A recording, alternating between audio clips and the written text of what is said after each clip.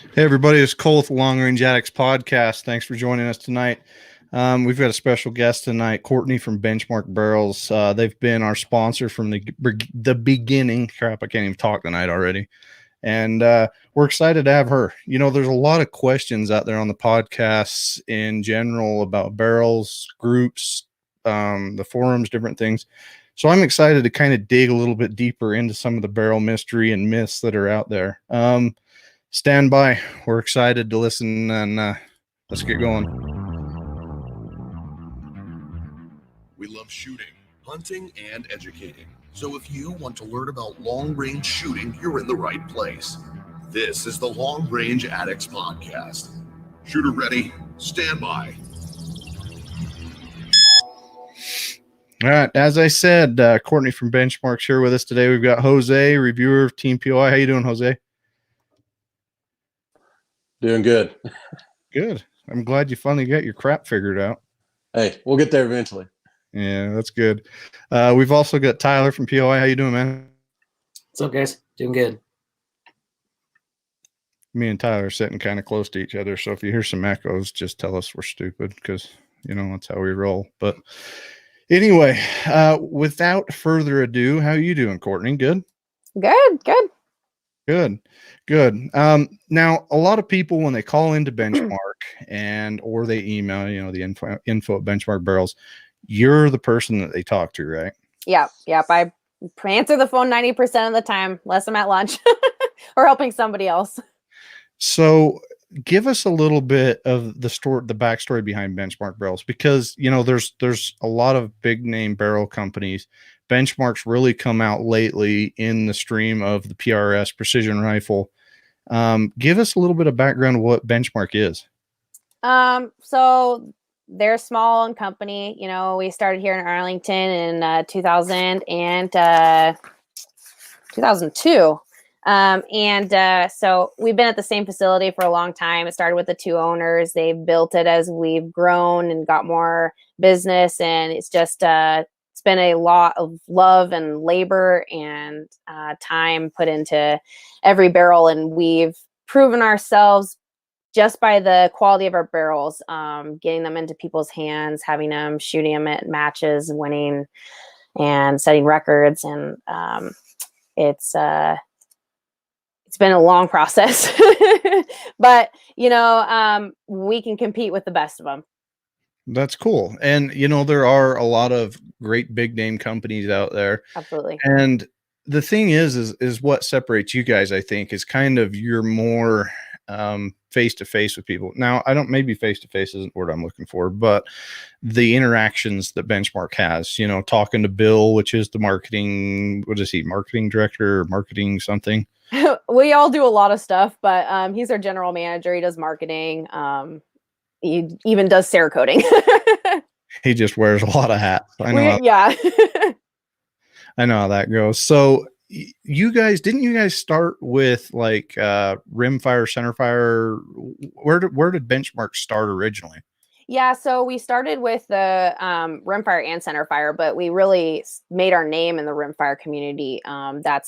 We gained our popularity there. A lot of guys were shooting them, and you know, we were making centerfire at the same time, but the popularity of the rimfire definitely exploded more than the centerfire did, and then, you know, just continued to grow from there. I got you. So, you know, a lot of the rimfire community, you know, the NRL 22 kind of really propelled that.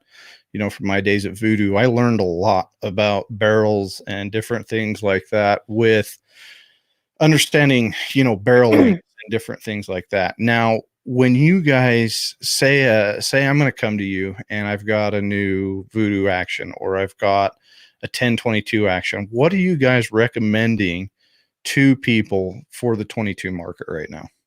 Well, we have a standard twist rate, the 16.5 twist, so we sell a lot of those. Grooves, we typically see guys shooting the 2s and the 3s most commonly, but we offer other selections as well, just to be able to appeal to everybody. But I'd say like the 2s and the 3s are the most popular. Contour, you know, a lot of guys like to go with something that's going to be comparable in weight to their match guns that they're running for centerfire shooting. So it's kind of what you're running. I see a lot of MTUs, Senderos, Remington varmints, and stuff like that. But like the 1022s, we don't do a lot of. We don't chamber for rimfires, so it's not something that we provide drop-ins for or anything like that. So we don't do a lot of 1022s. Okay. So I guess the biggest thing is what are your lead times on 22 barrels? What could somebody expect if they got a barrel? Is it something that is just going to shoot right after? Now, one thing that I learned when I was at Voodoo was seasoning a 22 barrel. Do you guys hear a lot about that? We don't. When we first started, like I said, we really gained it in the 22s, and we did more chambering and stuff. So we connected with the customer a lot more after the fact. But a lot of people tend to communicate directly with their gunsmiths when it comes to that kind of stuff. So I personally haven't talked to much of the rimfire guys about the seasoning. Okay. And do you have any questions about this, Jose? You're getting kind of into the 22 side, I know. Well, I'm not gonna lie. Like, so in all of this stuff, I feel like you can make your way down certain rabbit holes, down others. I honestly don't know that I could have told you it was only 2 or 3 grooves. So that's kind of neat to me, but it's kind of interesting, right? Because we all know that 22, projectiles for 22 LR is kind of soft. So it makes sense. You almost wouldn't want too many grooves. You almost create more drag than is good, I guess. What pops to mind, but honestly, that right there makes me want to go Google a bunch of stuff. So any other info that you got, Courtney, because I'm already learning already. But I think it's also funny you mentioned the barrel weights, because I had this conversation in match this weekend. Like, a lot of guys do it for training, but then NRL 22, there are people that take an NRL 22 more serious than their centerfire stuff now. And so then it almost becomes more advantageous for all the like unsupported shooting and stuff for guys to go, carbon barrels, light barrels, carbon stocks, what have you. So it's really funny to watch how people strategize, and it's really cool that a company like Benchmark would offer so many offerings for every consumer. So yeah, we offer a lot of custom. Everything that we make is designed specifically for the person who orders it. So if they call and they want it for bench rest, if they call and they want it for silhouette, or if they call and they want it for PRS or NRL 22, it's going to be exactly what they want every single time. The 22 rimfires are an interesting thing. When we lap them, they take a lot more finesse than the centerfire barrels do. We put a specific taper in the bore. They have a lot of handwork put into them. Yeah, I mean, 22s, it really seems like the quality of the barrel is really what sets guns apart from others, even more than the action. So I got a question for you, Courtney. What's your most popular length you've been putting out for rimfire lately? Well, we sell a lot of rimfire to guys that are shooting bench rest. So those are going to be longer, which is an unusual length. They like 27s, 26s. Yeah, which is ridiculously long for rimfire, much longer than what's actually necessary to get velocity. When you'll see guys for NRL 22 shooting 20-inch. So. Right. Well, so you hear the argument, right, that like bullet dwell time is so slow that bad form actually, kind of shows itself worse in a longer barreled 22 on positional shooting. And then the guys argue that anything past 22 actually starts creating drag. But I haven't heard any foundational science. I actually wanted to hear that from y'all. Yeah, it boggles my mind as well that they're shooting those long barrels because, like you say, you're causing drag and it's not gaining any velocity at that point. So I'm not entirely sure why they do it, but a lot of guys do. Yeah, it works for them apparently. Yep.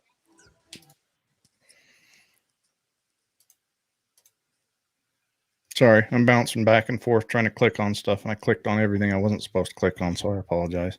So at Voodoo, let me dig deeper into this a little bit for you watching and understanding what these guys mean about dwell time, because there's a lot of people wanting to get into this side. So dwell time is pretty much the amount of pressure that is behind a bullet trying to push the bullet down the tube. Now, if you've got too much drag, which drag is created from the bullet in the barrel, and you got drag, the dwell time's too long and you don't have enough pressure, and then it slowly starts slowing down, right?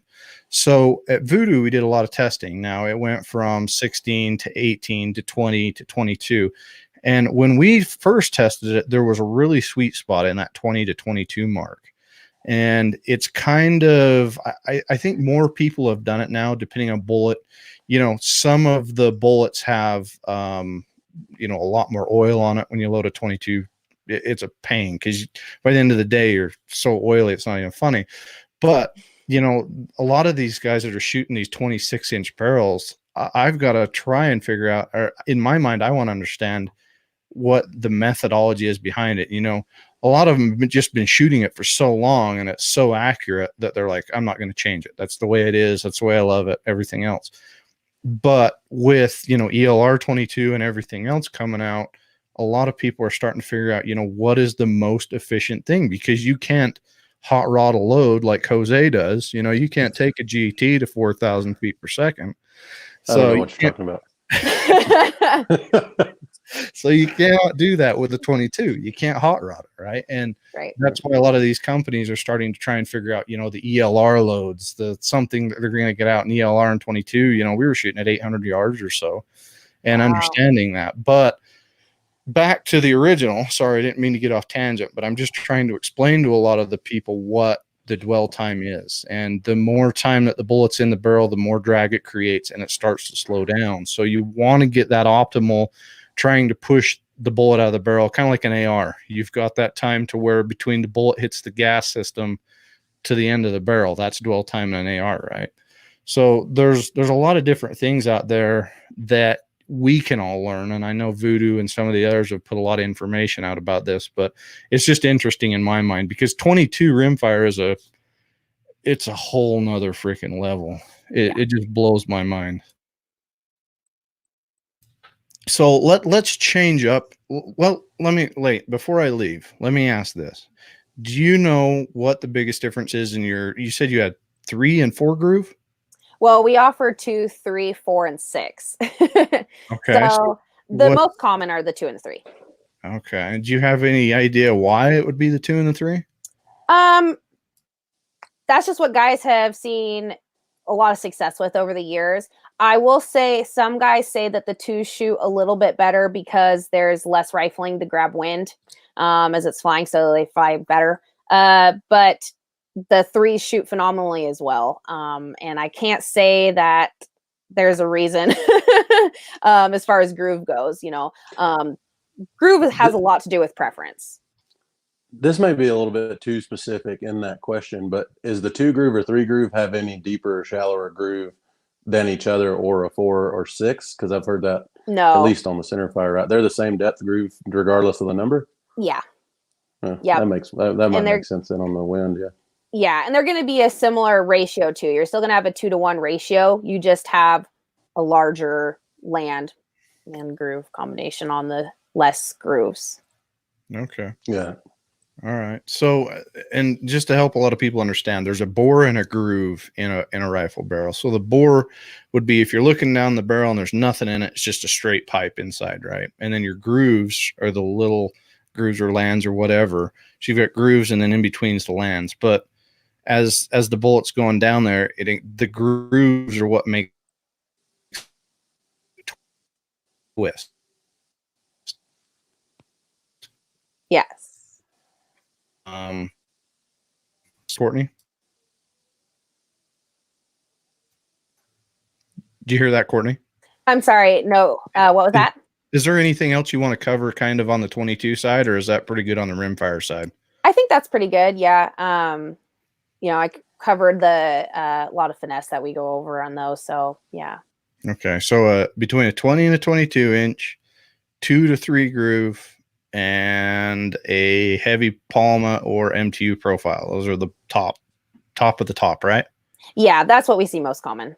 Okay. All right, let's move into center fire. That's, you know, hunting, you know, and all that different type of stuff.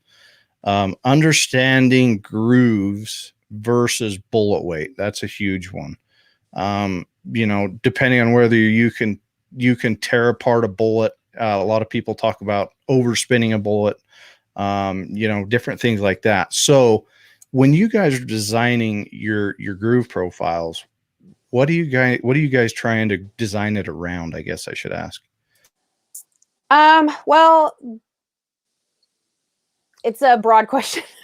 The grooves are going to be, we try to have canted lands on all of our grooves. Like our new cut rifle and barrels are all canted lands, the 4 grooves, the 5 grooves. And you'll see that through a lot of manufacturers. Their 5 groove, or you'll hear 5R a lot, is a very aggressively canted. Ours aren't that aggressively canted, but basically what the canted lands are going to be doing is they're going to be easier on the bullet jacket. So you're not going to see jacket separation. You're going to have a lot better reliability in that aspect. Okay. Yeah, because a lot of people worry about, if they're going to shoot a burger or whatever, they want enough that it spins the bullet and it stays consistent, but they don't want too much to where it blows the bullet apart. Going back to, Jose's 4,000 foot per second GT, where it would completely destroy a bullet, in like a 7-twist barrel. So yeah. So that's something that a lot of people need to understand when they come into it. And I know that's one of your most frequently asked questions is twist rates. Mm-hmm. Now when they call you, how do you guys honestly go about explaining the twist rates? Did they say, I'm going to shoot this bullet and I need to know what I need to shoot it with? Well, they don't always. Sometimes you have to ask a lot of questions to figure out, caliber is going to come into play, and bullet grain selection is going to come into play. And you'll see a lot of people that want to shoot a broad range of weights. And that's the most difficult, because they have to come to terms that they're going to have to choose a twist that's going to work best for the heaviest bullet, because you're not going to be able to shoot let's say like a 7mm 168 and a 7mm 195 out of the same like slow twist that you would want for the 168. So they have to go with the fast twist rate that you would want for the 195s. And that's not always the answer that people want to hear, but that's just the fact. You need a fast twist rate for the heavy bullets. Yeah. Let me, if I can ask here, then, do you see Benchmark working towards offering any faster twist barrels than they already do, as people keep coming out with these really efficient cartridges that try to go heavy as fast as the lights do? Oh yeah, absolutely. What the market is constantly coming out with, the next new best thing, and that right now seems to be heavy for caliber bullets, 150 grain 6.5s, 195 7mm, and we're going to keep working to make something for everybody. And that's the cool thing with our cut rifle barrels, is they're CNC machines. So we just input the twist rate and makes a barrel. So versus the button barrels, where we have to buy a whole new button every single time somebody wants a different twist rate. So that is a big production upgrade for us, and to be able to offer what everybody wants. All right, so this is going to be kind of a lob, but do you believe that barrels get too much of the blame when a bullet explodes as compared to, say, a thin jacket or something? I would say that a barrel gets a lot of the blame no matter what the problem is. Accuracy, bullets blowing up, pressure. It's, everybody calls the barrel first, and that is, something that we have to be aware of and be able to understand and work people through the steps to figure out what the problem is. Yeah.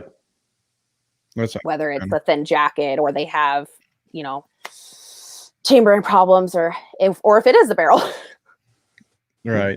And that a lot of that depends on, how good their gunsmith is, because you can get into the Barnes copper solids and different things, and then you don't have to worry about them coming apart. But you've also got to make sure about stabilization, because if you're shooting in Texas or you're shooting in Washington, it's going to stabilize a little bit differently due to elevation and different aspects of it. But another question: what is your favorite? Or what is the most asked for contours that you guys offer? Now, do you guys do mostly, and this is a 2-part question, do you mostly do PRS, or is it a lot of hunting as well? We have a really broad range.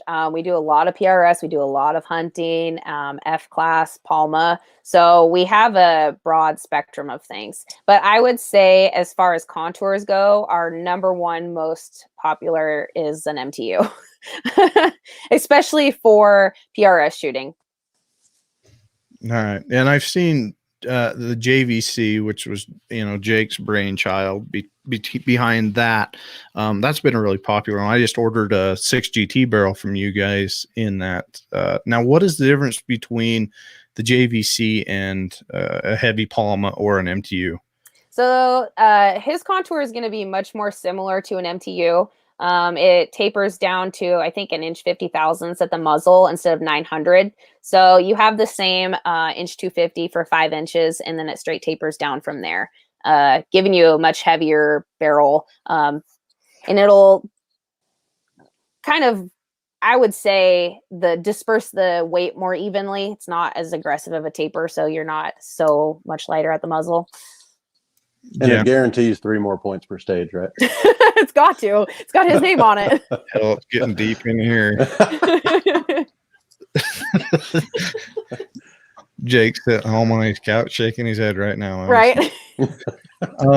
So and it also helps heat dispersion, right? Now, have you guys, what do you guys see between, and I don't know, maybe you guys haven't done the tests on this, but let's take a medium Palma and a MTU.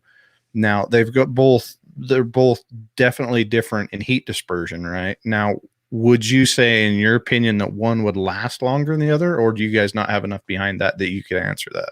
No, I would say that the contour is going to matter less than how you are shooting the barrel. If you're shooting 12 round strings versus shooting one, letting it cool down, shooting one, letting it cool down, you're going to have much better life out of the one that you're letting cool down versus 12 round strings. Right. And we just run it like we stole it in the PRS shooting, 15 round stages. All right, load me up a couple extra mags. Here we go. That's the kind of stuff. And that's what keeps Benchmark in business is, us idiots out there burning through barrels like nobody's business. But exactly. Idiots is a strong word. Barrels is like tires on a car. Let's be real. Yeah. It's just I hit a soft spot. I don't have 4 blank barrels sitting in the corner over here right now. Yeah, I know. When you're running a GT at 4,000, those will burn out quickly.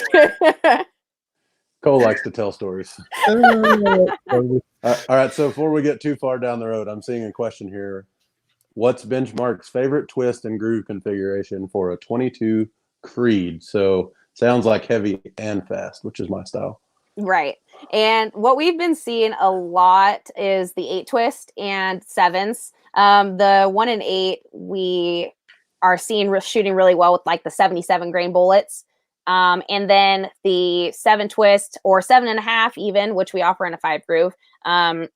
Those will be better for some of the heavier bullets. The 6 groove in the 7 or the 8 twist is going to be what you would want, just because you can see jacket separation with some of those heavier bullets shooting fast in the 3 groove. Interesting. See, we're all learning something today, Jose. Now I got to go build a 22 Creed. You should. They're fun. I've got one, but it's like the rest of my barrels. They gain a lot of dust in my safe, which sucks. But I've got to change that. Hopefully, if the short bus will change that. At least I'll get out and shoot some prairie dogs and say I burned out a barrel this year. It's just how life goes. But I'm trying to go through and understand the process of when you build a barrel. There's a lot of questions that go through a lot of people's minds. You get a piece of steel and you put a hole through it and you either pull a button through it or you cut rifle it. What are some of the steps that go into building a rifle barrel that a lot of people probably don't realize? Well, it's especially important on button barrels to relieve the stress, which we do on our cut rifle barrels as well. So that's something that a lot of people wouldn't know. The thing that you see a lot especially on factory rifles, is people think, oh, after 3 rounds, it starts to walk. Once it gets warmed, it starts to walk. And we take a lot of time and make sure all of our barrels are stress relieved, and that's how you can shoot so many rounds and not see them walk.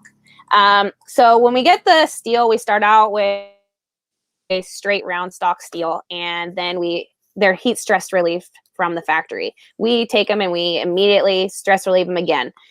Once that's done, then we take and we drill, ream, and then hone them. And then they either get contoured for cut rifling or they get rifled for button rifling. So they'll go and they'll be that'll be done next, and then they'll be heat stress relieved again for the button barrels after they've been rifled, which is really important. And then we cryogenically treat all of our barrels, which is another step of stress relief that we do to ensure that you're not going to have any any large groups or walking once the barrel warms up. So those are a lot of, especially the stress relief. Like I said, that's very important. And some people might not know about that. So not counting the cryogenic step, which is a form, like you said, did I hear 3 other steps or 2 other heat relieving steps? We do 2 in-house. Yeah, okay. We do 2 in-house, and then 1 is done at the mill before it ships. Got it. Okay. Yeah, that's interesting because I don't know. Let me take that back. I don't know how many do you know how many other companies would offer the cryogenic part of it? Or is that just something that you guys have kind of added on top of all the other stuff that you do? That's a good question. I'm not entirely sure if or who else offers that. I would imagine that somebody does, but it's definitely a process that we are glad to have added. It takes extra time and it costs extra money, but it's worth it.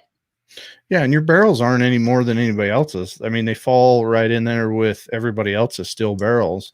So, I mean, if that really adds it, and I'm going to be honest with you, the benchmark barrel that I ordered was the first one. The biggest thing is I keep seeing it like in groups and forums and different things is the benchmark keeps popping up, at the top of the list with some of the other big name brands. And that's kind of what between that and the Danielsons at Alpha Munitions, they're like, hey, you guys need to start checking these out. And so, from there it kind of spiraled into everything that we've got going together. But, we keep seeing more and more about benchmark barrels, which is awesome, which is great. And it speaks volumes to, especially in a social media world where everybody talks shit on somebody that has a piece of crap, you know what I mean? And that's craziness, but no, that's cool. So let's go into another part of that. Now, a lot of people do fluting. Do you guys offer fluting? Yeah, we do offer fluting. We offer straight flutes, spiral flutes, anything that you want. When it comes to fluting, we just invested in a very large CNC mill, so we can do anything. Okay. So do you have something, Jose? Oh, no. Once again, I didn't know that. I thought I'd been all over the website, but obviously it's really easy to find nooks and crannies. I mean, that's a really big service, right? Because I mean, I don't obviously, if I haven't seen it, I don't know what your price difference is, but that's $150 value at most gunsmiths, right? Just to add that fluting. Right. And it's important to note that fluting is done at a specific time in production to ensure that it doesn't add any stress to the steel. So on button barrels, they are rifled and everything, and then they're contoured, and then they're fluted, and then they're hand lapped after that. And so the lapping is going to go in and take out any imperfections that would have come during contouring and fluting.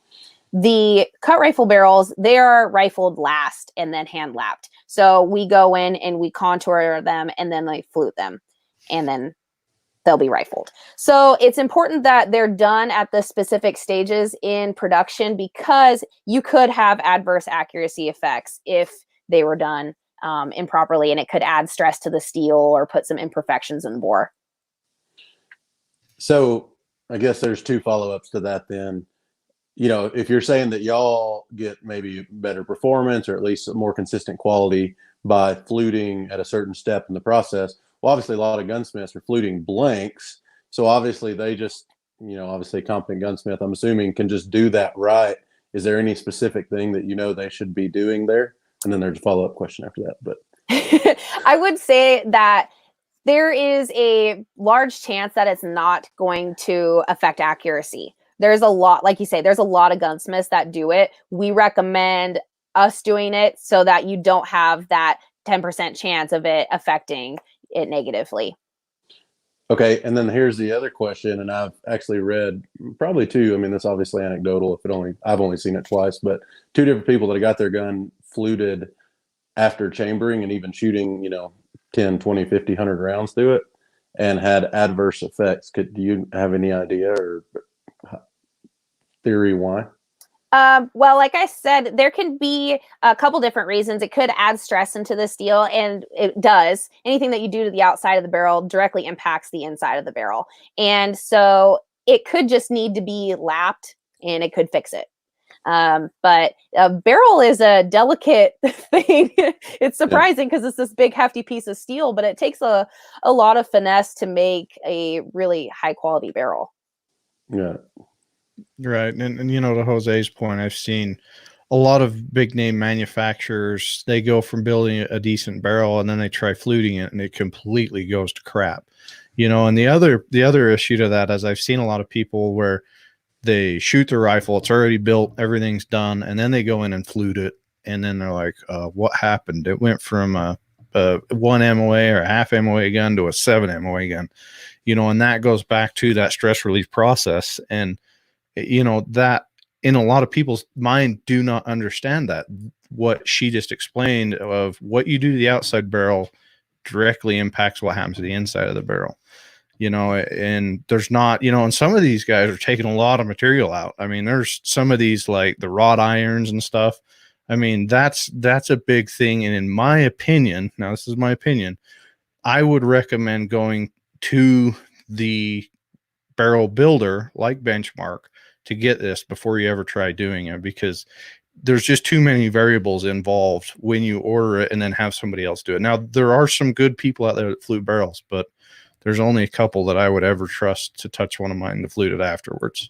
Yeah, it's risky business, but we have just seen this in the past. It, like I said, it can not affect it, but there's that slight chance that it could. And when you pay $350 for a blank, $400 for chambering, that's a lot to risk.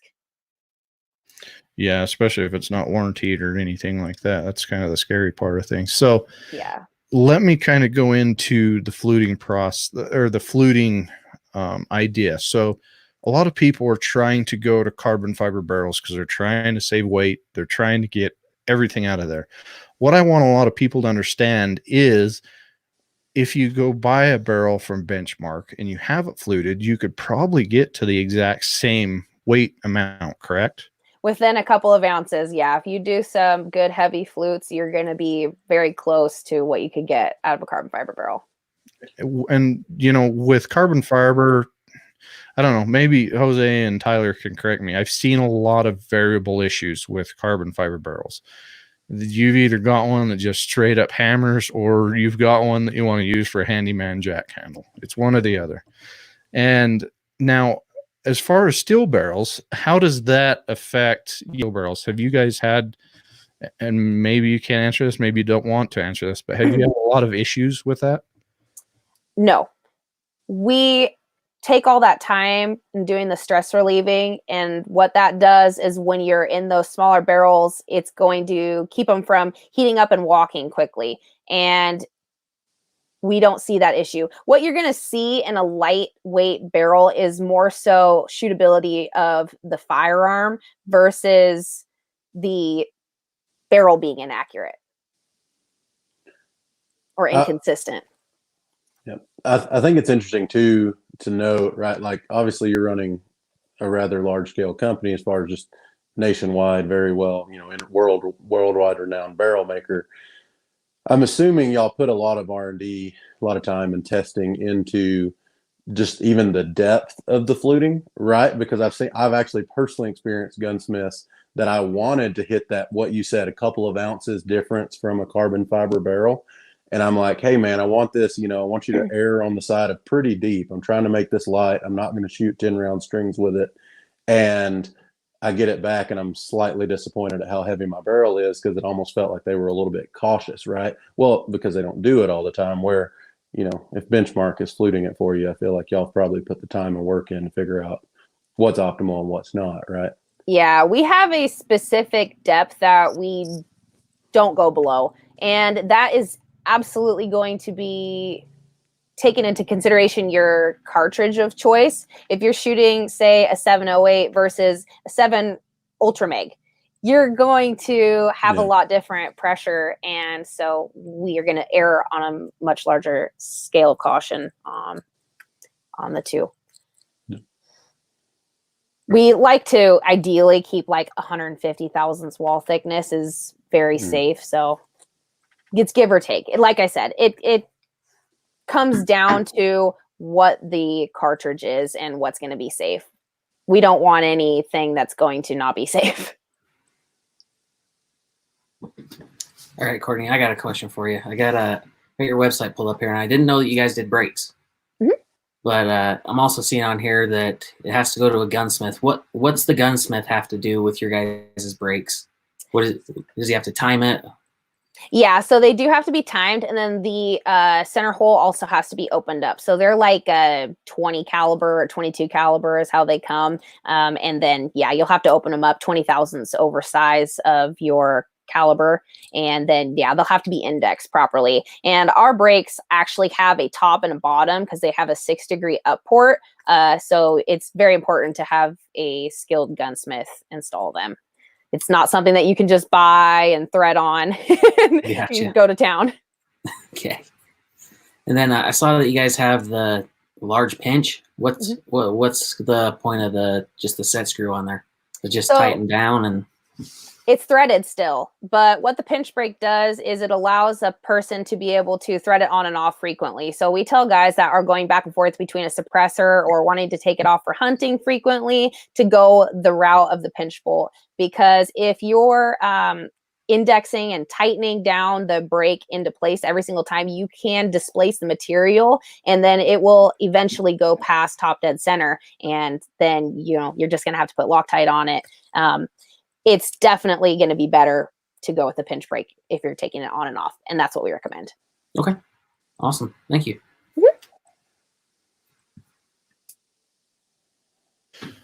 All right. So another thing, Bill kind of talked to me about is, and I didn't understand this and I didn't realize that you guys do your own gunsmithing. You build your own rifles, correct?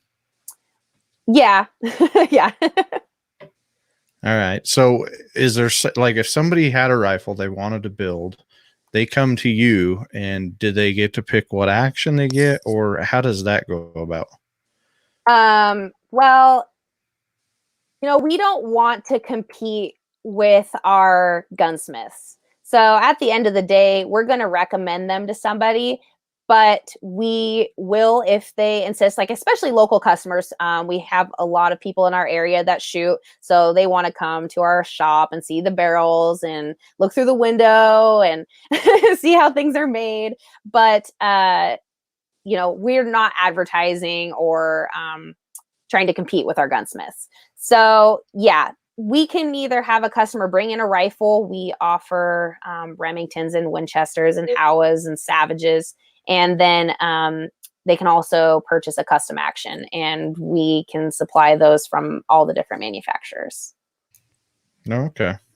Yeah, that's understandable. And that's actually pretty cool, especially in today's industry, as you're not competing with so many people compete with each other. I've seen even today on different people. I just shake my head, but that's a whole other story. So Garrett asks, on top of Justin's comment, can it be fluted after cryo if wanting to have it done later in barrel life? Yes. I mean, it's going to be the same thing. We cryo all of our barrels, and the fluting would be done after cryogenically treating anyways. There's still a possibility that it's not necessarily, it can be stress, but it just directly impacts. When you relieve steel, it can move, it does all sorts of things. So that chance is still going to be there. There's no sure bet unless you have the barrel manufacturer do it. That's the only way. So let me ask this. I've got a medium Palma barrel. I thought I was going to use it for PRS, but now I want to change it. Do you guys do fluting after the fact, or do you only do it on your barrels? I mean, we could do it. It's, we'll bring it in, we'll flute it, and then once it's fluted, we'll go through, we'll lap it, check dimensions, see how it feels, and then send it out. That is a pretty good way to keep them consistent and to continue to shoot well. Yeah, it's a little out of the normal because they've already been lapped and everything. So there's a possibility, but that's definitely going to be the best way to do it. Okay. And I kind of want everybody to understand this too. And, back in the day, back when I started in this industry, I learned a lot about barrels too. And one of the biggest things that people do not realize is each company has a proprietary hand lapping procedure. So when they're hand lapped, it's usually one of the last processes that goes. Somebody actually sits there with a rod and they lap the barrel. They get it smooth, they get it done. And every rifle manufacturer has a different process at how they hand lap a barrel. Now, if you ask one of them, they'll probably smile at you and say, nice try, I'm never going to tell you. But let's go into this next question. I see this freaking all the time. Maybe you can answer it. I get a brand new barrel, get it spun up, break in. What do I do? Our break-in procedure is very simple, and you're not fighting with the things that you would on a factory rifle off the counter. So you don't have those bad reamer marks or, anything that you're going to see in the barrel. So you're not fighting against that to smooth it out. Just getting the copper to settle down and your velocities to center down. So we shoot and clean for 8 rounds. So you want to clean, make sure you get it really dry for 8 rounds. And what you want to clean with is a good copper solvent. You want to make sure that you're getting all the copper out. And you don't want to use a brass jag because that'll get you false copper sign. So you want to use a coated jag. And so once you've done it for 8 rounds, you'll shoot 3 to 5 shot groups for 4 groups. And it's important that when you're shooting the 3 to 5 shot groups that you're not heating the barrel up. You're taking a shot, letting it cool down, and then taking another shot. So it's a long process. You'll be at the range for a little while, but you'll again want to make sure that you patch it out really well, get it nice and dry between each group, and then using a good copper solvent as well. And then you can go off with your regular cleaning procedure after that. We don't recommend using brass brushes, only nylon brushes. Okay. Yeah. And the copper solvent that we recommend is the Vortex Eliminator. We really like that. Okay. Yeah, I worked for Barnes forever, and we always used the what was it? The CR10 Yeah, stuff. I'm gonna have cancer later in life from that shit. That stuff is bad. Dude, that Vortex Eliminator stuff is good stuff, though. Mm-hmm. Yeah, we have it at every station. Jose drinks it at night to go to sleep. It's eco-friendly. It's shameful how many patches I just have laying around with it on. I'm sure I'm breathing fumes like crazy. So. Jose, you need to go to him and make a car scent. Instead of new car scent, it's freaking Vortex. You can get Hoppy's car air fresheners. It'd probably sell right now. Everything's selling right now. I told my wife once, I says, I wish, this was back when I was chewing. I'm like, I wish they'd make a Copenhagen one, but I'd probably end up eating a freaking air freshener. Oh, man. Rough. So let me ask this. So, and this is what I recommend. I want you to change my mind if I'm wrong. So my gunsmith takes it, he spins it up, he does all the machining process. The first thing that I want to do is I want to clean it out really, really good. And I usually use like a good brake cleaner or something, because a lot of the oils, a lot of the chips, a lot of that stuff is left behind in the barrel after the machining process, right? So, a lot of them don't clean it. A lot of them will just spin it up, twist all your shit together, and here you go, have it. That's a very big thing, because you can actually burnish some of that oil into your barrel, which will actually lead to issues down the road. So when I do that, do you guys have any recommendations from the gunsmith what I need to do to that barrel before I ever shoot it? Yeah, you'll definitely want to clean it out. A lot. I mean, just like good alcohol, just a regular alcohol would work, not like Jim Beam or something that you would drink. Oh, sorry, Jose. But just we use just a cleaning alcohol, and that'll take a lot of the oils out in just one patch of that. Make sure it's good and dry. Send a lot of dry patches down there, and I would say you're good to go. I mean, I think it would just definitely depend on what your gunsmith recommends, how much he's leaving in there and everything. When the barrels leave our facility, they're all cleaned and patched out and ready to shoot. All right. That's cool. So I want to take a quick minute. I want to announce a new sponsor that we've had come on. You know, as I said, Benchmark has been a sponsor from the very beginning. They've been extremely good to us. The new one that I'd like to announce is Prime Ammo. So, you know, there was a lot of issues up to recently. If you've been following anything on social media, you saw the issues with Prime Ammo. Prime Ammo's come back 10 times stronger. With leadership of Jim O. There's a great group of people there. I'm excited to see where they're going to go and how they're going to grow again and get back to the level they were. But I want to appreciate, Jim and the entire crew at Prime for believing in the Long Range Audix podcast and, helping sponsor us and push us. And we'll have their stuff up here pretty soon with Prime Ammo here pretty soon. You're not going to see my face, which is probably good, because then everybody will be all right. And then I'll see myself. It's probably better listening on the friggin' podcast anyway. But so Tyler, do you have any questions, regarding barrels or anything else, or you got all your questions answered with it? Basically, you asked all the questions I was going to ask. Yeah, basically. Oh. Sorry. What about you, Jose? Well, we kind of went towards the logic of why this happens, but basically I've looked at other barrel manufacturers before, and I went to their website with a certain contour, length, and twist rate in mind, and maybe they had the contour and twist rate, but the barrel was too short, and I'm like, well, crap, I can't get the speeds that I'm wanting, or maybe the twist rate was too low for the length I wanted. But at the end of the day, right, I literally had a conversation with CSR there, and they're like, well, we can't offer everything because we just would never be able to put out barrels at the speed we need to. How do y'all at Benchmark decide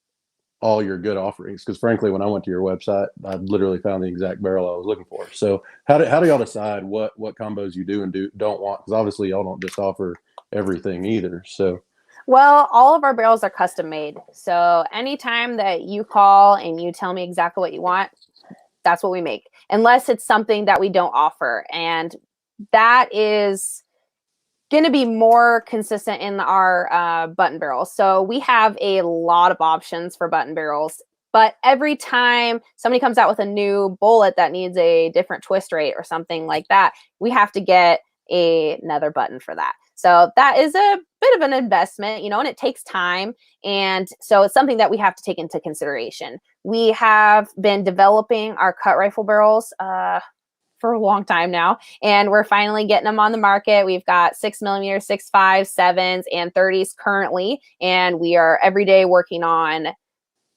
the next thing. So the cool thing with that is it's CNC. So when we are going in and we're choosing what to make the twist rate, it's going to be whatever it is that you want. So you want 7.85, that's what we'll make.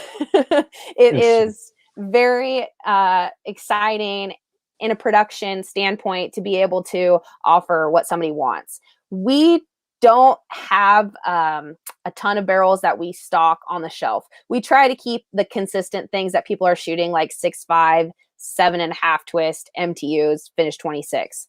That is probably the number one barrel that people are buying right now for PRS. So we try to keep those on the shelf. Right now, we don't have any because everybody's been getting ready for the season.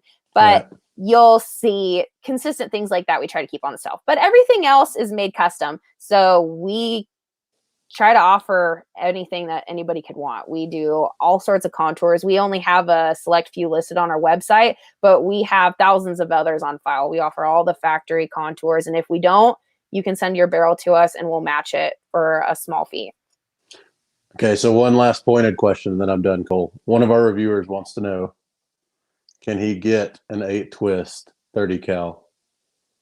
Yeah, absolutely. There you We go. offer those in our button barrels. That's no problem. We actually offer, I think, up to 7 or 7.5 at least, which guys have bought for like 300 blackouts. But No. the 8 twist, we have been selling a lot of those lately. Huh, very well. Yep, you can get that in button or cut. That was one of the big things when we developed some of the ammo for special forces, special warfare stuff. That was one that they asked for a lot because they could transition back and forth between subsonics and standard bullets. So they needed something that could stabilize, you know, both ways. But I've shot a lot of 8 twists and they shoot freaking phenomenal. You know, there's it. I don't know why more don't do it, because, you know, you get those, the standard, the 175s, and some guys want to shoot those 200 grainers, and that is a perfect freaking twist rate for that application. And, you know, like you said, in the 300 blackouts, I've got 2 of my 300 blackouts that run a 7 or 7.5 twist, and they shoot a ton better just because of how slow that bullet's moving down the barrel. So that's cool info. Mm-hmm. Yeah, and I know who that was. Tell JD to ask it himself next time. So Kurt, yes, just got my first benchmark for a 6.5x47. It's a good cartridge. I like that one. So far good. So far so good. About 65 rounds through it. Ballpark, what have you seen for barrel life? Barrel life, it depends a lot on how you treat the barrel, but, you know, 3,000 is pretty average for a 6.5. Okay, so I've got, that's, yeah, for a 6.5x47. I mean, they're not going that fast. They're not a 6.5 PRC or a 6.5 SOM where they're just stomping down the barrel. But right. Let me ask this. I see this a lot, and I've got my own opinions of it. You know, running, you know, managing a ballistics lab with all the barrels that I had, I saw a lot of different things. But cleaning a precision rifle or even a hunting rifle, what do you guys see, or have you seen? Have you done enough R&D in it to see that they need to be cleaned a certain amount? Or do you just, once you go through the bake-in process, you just rock and roll till she shoots like shit and then try and clean it? I would say the more that you clean it, the easier it's going to be to keep clean. If you are like us PRS shooters, shooting a lot of rounds through it between cleanings, I mean, I'll go probably, I would say practice in a match 350 probably between cleanings personally. But then you see guys that are cleaning every single time they put their gun back in their safe. The thing is, like, I'll see that I need to shoot a few foulers, and every barrel is going to be different, how many that it takes to get it to settle back down after you clean it. And I don't like to do that personally. So the less that I have to clean and get it to settle back down after it's been cleaned, the better. But the more that you don't clean it and you're letting all that, you know, get in there, you're going to see carbon build up, and then you'll need to clean for carbon, which is a whole nother mess of worms.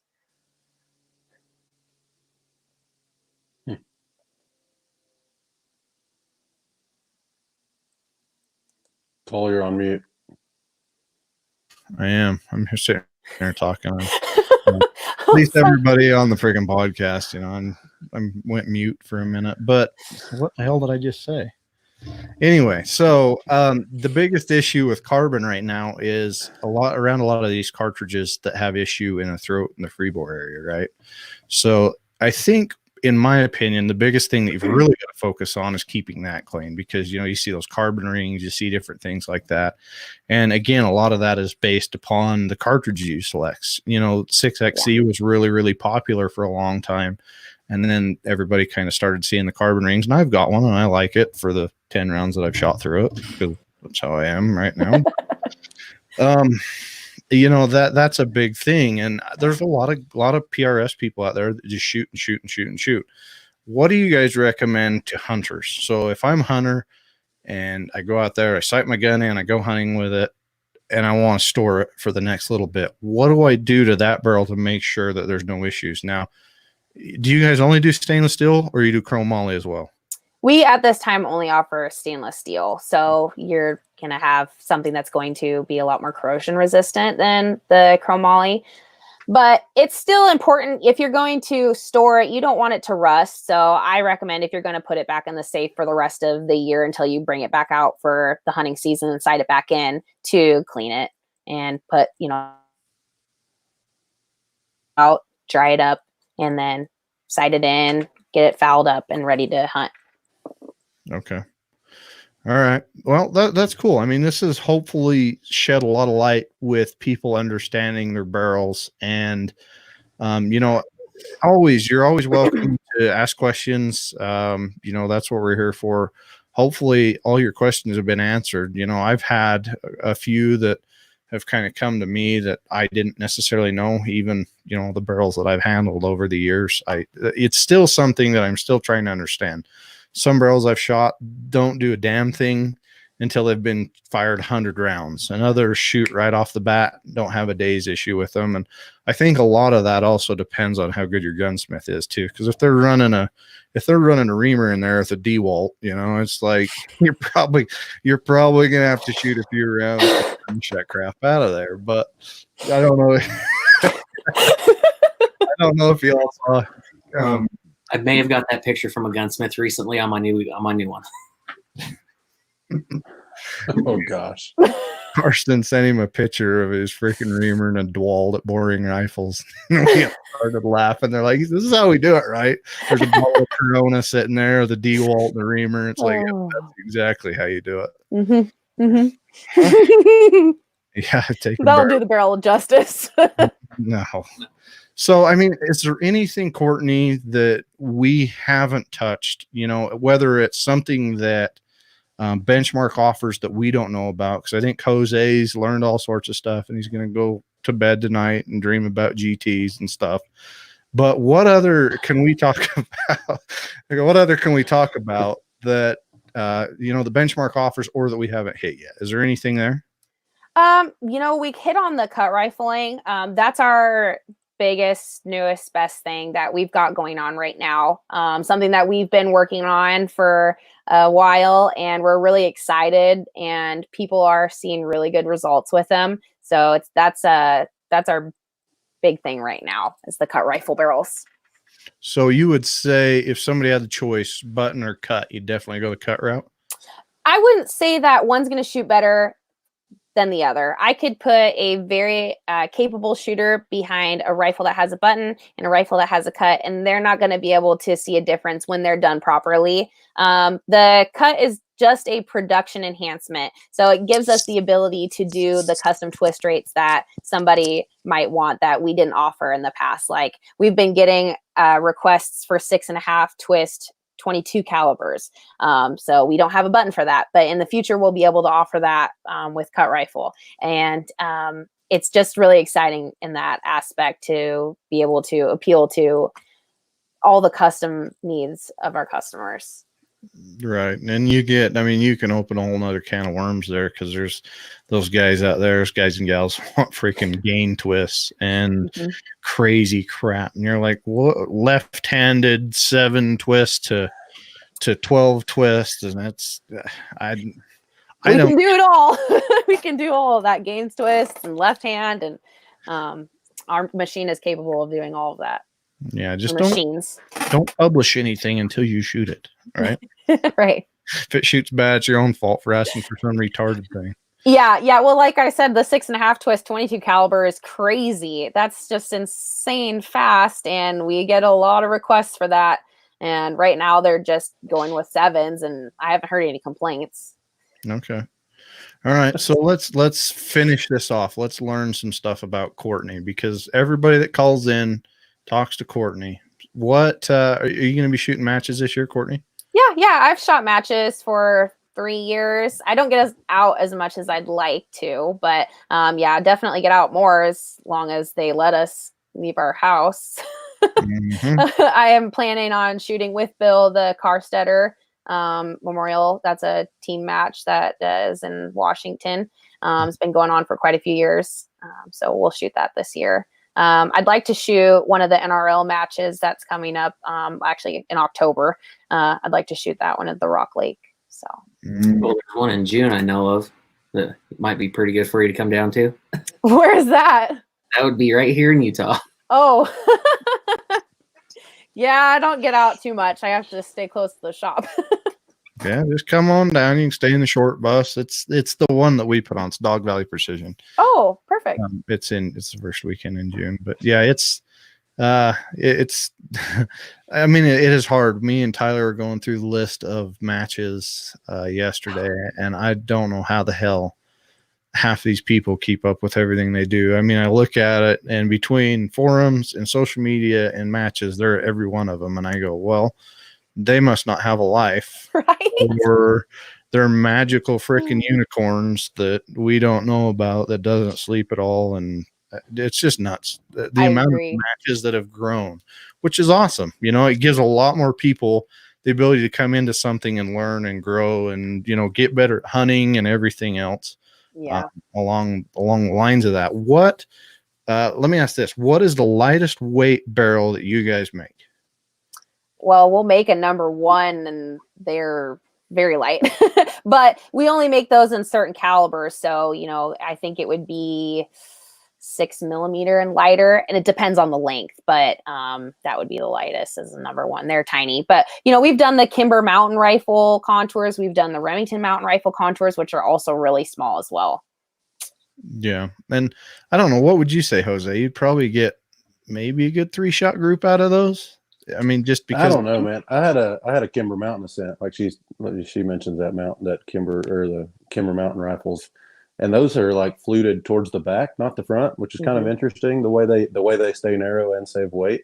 So it's kind of a cool concept. It shoot 3/4 MOA 5-shot group, even back when I just started hand loading. Probably could do better now, but I mean, I also would say that's with anecdotal evidence, and that's probably not the norm. I would say they're not near as reliable, obviously, as something that has a little bit more rigidity.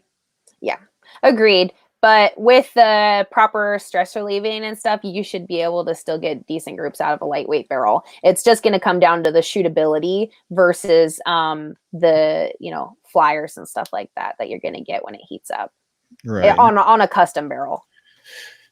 Probably a lot of it has to do if you're going to shoot a 28 nozzler or a 708 or something a little bit slower. That'll probably help too with the amount of heat that's trying to go down the barrel with everything else. So, I mean, this has all been a big learning experience. I think we've all learned something. There's a lot of stuff that we didn't understand about barrels, and you know, a lot of people, you know, in groups and forums and different things, I've seen them, you know, commenting on, hey, what barrel should I look at? You know, and from what I've seen, from what I've heard, you know, take a peek at Benchmark barrels. Good people up there. I'm not just saying it because they're on here. You know, I'll call somebody out if they are. But everything I've heard is good. You know, Jake, John, and all these, you know, they're okay shooters. You know, they're shooting them, and you know, they seem to be doing great because they keep coming back every year. So there must be something there that they're really, really liking. And, you know, I'll probably get shit later on their podcast for calling them okay shooters. I'm just kidding. But no, I appreciate it. I appreciate you taking the time. I appreciate everybody taking the time to tune in and listen. You know,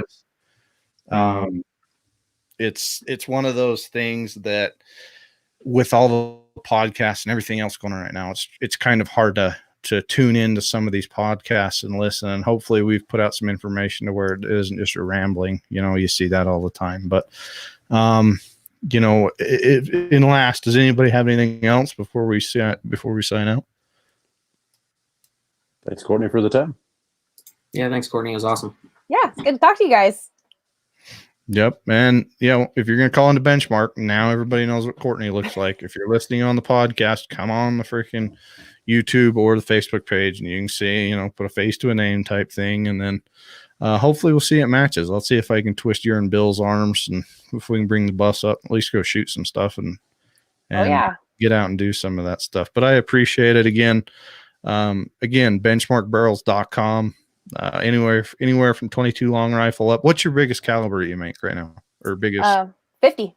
50. So you can get a 50 BMG. All right. There we Yep, 20 caliber, 19 caliber to 50 caliber. Yep. go. Okay. All right. There you go. All the way. Anyway, appreciate it, guys. Thanks. If you have any questions, make sure you send a message out to us on Long Range Addicts podcast or on the Firearms Radio Network. Thanks all. Thanks. See y'all. See ya.